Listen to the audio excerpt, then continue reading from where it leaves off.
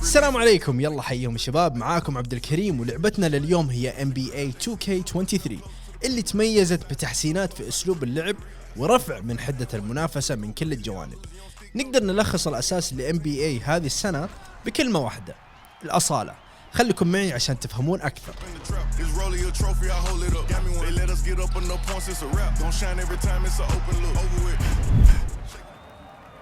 نبدأ باللعب الهجومي. الدفاع كان نقطة تركيز في لعبة السنة الماضية، لكن هذه السنة اللعبة فيها ميزات جديدة وتطويرات للحس الهجومي أكثر. لما لخصت اللعبة بكلمة الأصالة، السبب إنه 2K23 عطتنا خيارات أكثر للهجوم على السلة.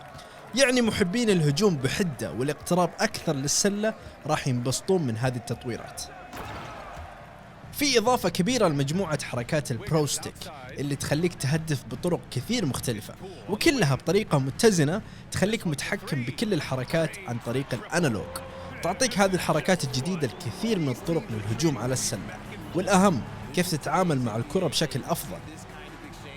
وما ننسى الدنكينج، المهارة اللي تقاس بالميتر ترجع لنا من 2K22، لكن هذه المرة عندنا توسع في عناصر التحكم في الدنكينج طبعا، اللي يسمح لك تسوي دنك بالطريقة اللي انت حاطها براسك بدون ما ترمي الكرة على السلة بالغلط. لما تنطلق للسلة وانت ضاغط على زر السرعة، عندك خريطة تحكم في البروستيك اللي هو الانالوج لتسوي حركات دنك مختلفة. خلوني اوريكم شوية امثلة لها. لما ترفع الانالوج لفوق راح تسجل هدف بيدين، اما اذا حركت الانالوج لليمين تستخدم اليد القوية، ولليسار تستخدم اليد الضعيفة. لأسفل راح تتعلق بالسلة.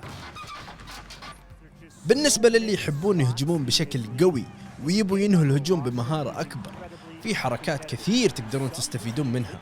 عندك طرق جديدة تشوت فيها الكورة من جهة اليمين واليسار، وهذا التنوع بيفيدك لما تكون مضغوط من الدفاع.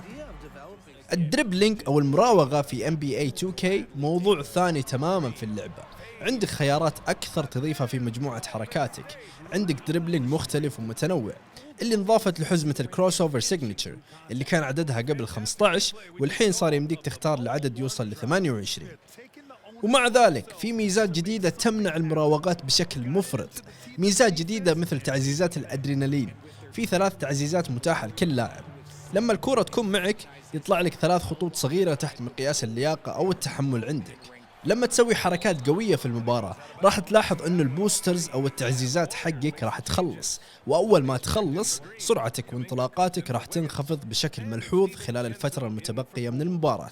بمعنى أنه مو بكل شيء مراوغات، لازم تلعب بشكل ذكي وما تضيع طاقتك من البداية.